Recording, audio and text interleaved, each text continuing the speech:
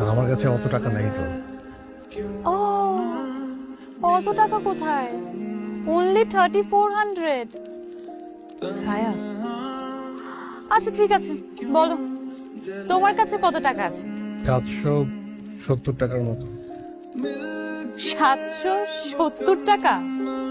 এই 770 টাকা নিয়ে তুমি আমার সাথে দেখা করতে এসেছো?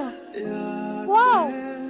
আচ্ছা ঠিক আছে, দেখি তোমার 770 টাকা আদৌ 770 আছে নাকি তারও কম। দেখি দেখি, দেখাও দেখাও। ইস, এত নোংরা কেন ওর টাকা?